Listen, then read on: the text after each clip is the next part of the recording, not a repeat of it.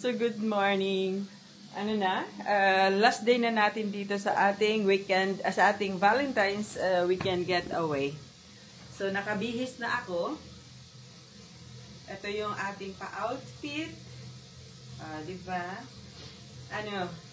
Pupunta kami sa, sa tawag doon? Mga cave dito sa Holland. Parang nag-iisang cave yata yan. Parang, kasi dito lang banda mayroong, flat kasi talaga ang Holland. So, dito lang banda, pag malapit na sa, sa boundary ng Belgium, Germany, meron ng mga konting hills. So, ewan ko, hindi pa ako nakapunta dyan sa cave sa Falkenborg. So, pupunta kami today. So, ayan, yung asawa ko, lang siya saglit, mag-bathtub, tapos na. Kasi nakapag-breakfast na din kami. So, yun ang ating mga plano di kampanya for today. Tapos, anuhin ko na yung aking mga gamit. So, ito yung hotel namin. Ganda ng hotel. Ano dito siya? Castle. Yeah, ayan. Yung yeah. Ito yung facade ng hotel. Ang hotel na to, siya? Castle, thing. Tapos ito yung hallway. Bango ng hotel na to. Kaya tinitingnan namin, wala lang tao. Kasi kasi ang bango niya talaga. No, ito yung Atelier Ribot. So, pauwi na, hindi pa pauwi pala. Nandito na tayo sa sakyan kasi pupunta kami ng cave. The only cave in Holland, toch? Yeah, yun yung so yun yung pupuntahan namin bago kami uuwi kasi uuwi na kami today. Tapos na ang ating Valentine's weekend. Sinicelebrate namin earlier kasi tawag doon next weekend busy si Mr. Busy si Tomacha. Ayan yung mga mistletoe. Ang dami dito banda din. Ayan yung mga parasite plant. Nagiging obsessed sa tawag doon, sa mistletoe. Ayun ko lang kasi talaga siya nalaman na pala, na parasite plant pala. Akala ko siya, bush, yung tumutubo sa ground. Hindi pala. Ang dami. Oh my. As yun, talaga na na yung tree na puno. Goodness, dyan. Oh good. Punong-puno. So, ito, naglalakad na kami. Papunta sa cave. Ang ganda ng view. Ayan. Yung view. So, ayun doon. May ruins doon. Lourdes Cave.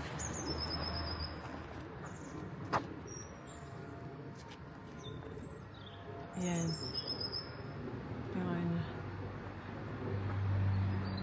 So, iba to. Meron yata pang sa baba na makapasok ka talaga sa cave. Yeah. So, papasok na tayo.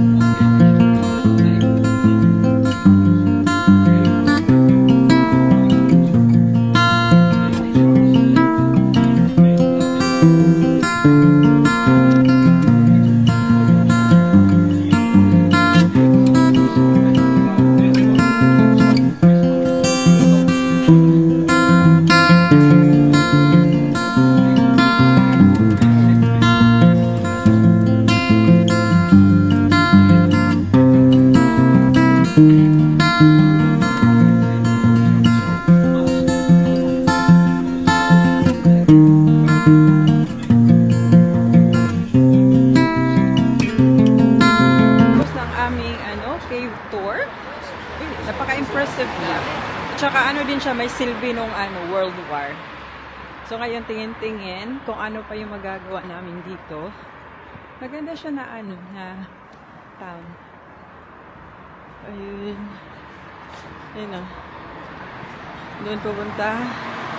Pero parang pagod naman ako eh.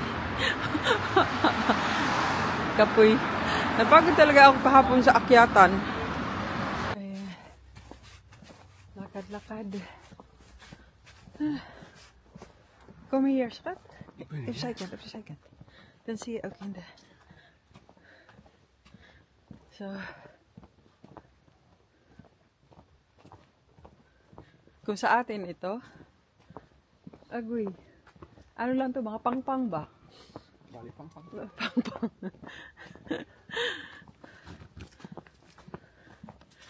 Tapos dito, ano na siya, tourist attraction.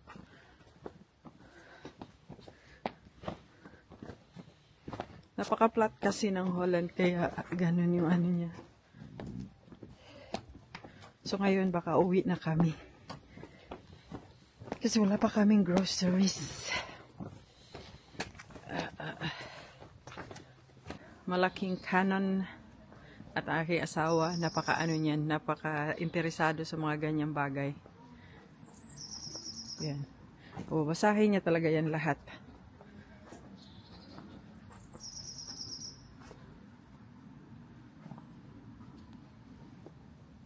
Rado yung mga stores.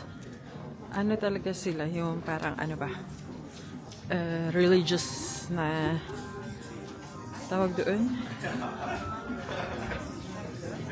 na town. Kasi sa amin, open ng half day. Tapos dito, sarado talaga lahat. So, ayan.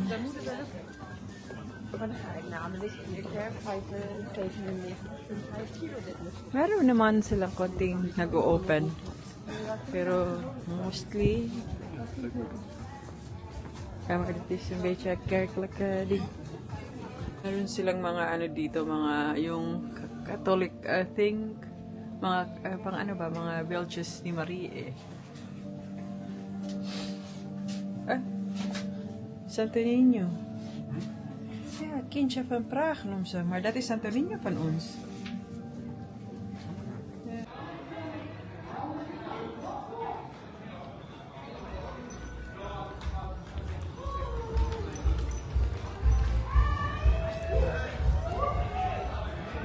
Opa, het is wel napakaagang ano? Party. Yan ah.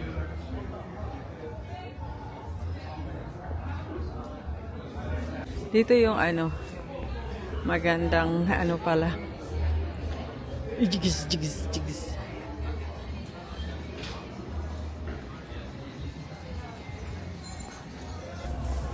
So, maganda naman pala to dito. Yung Museum Valkenburg. Party.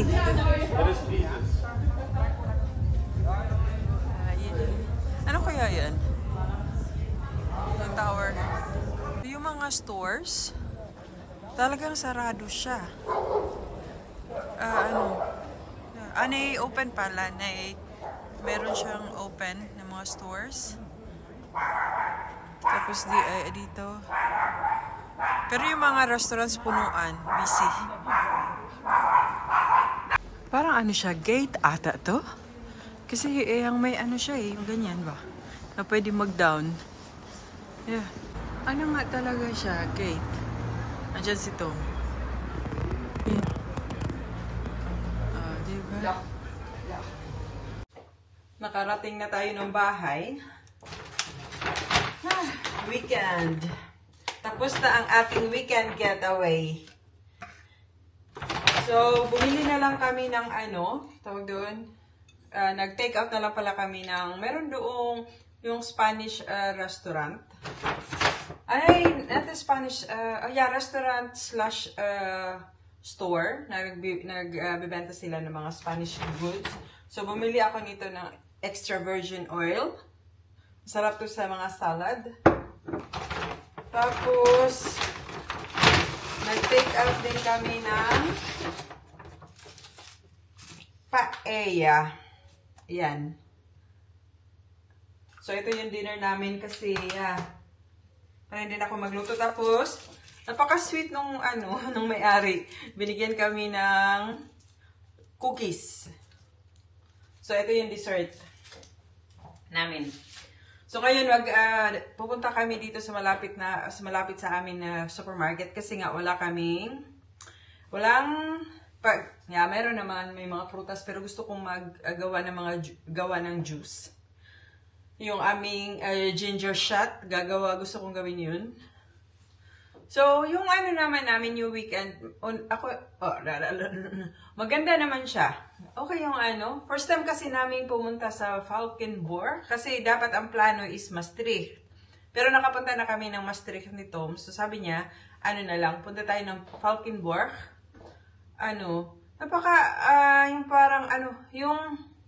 Kasi yung cave nila is hindi pala yung natural na cave, man-made cave lang siya. Kasi sabi ko parang kasi dito sa Holland, flat kasi, tapos doon hindi naman ganun ka, man-made pala siya. Parang yung tapos na yung kwento na yung World War, ginawa siyang yung taguan ng mga tao ba? Parang yung Nunuk Cave sa amin. Parang ganun yung pero mas malaki to kasi ilang kilometers, 70 kilometers ata siya talaga. Kasi hindi mo mapapasok lahat eh. Marami siyang mga mga tawag doon, mga iskinita. So hindi napapasok. So, pero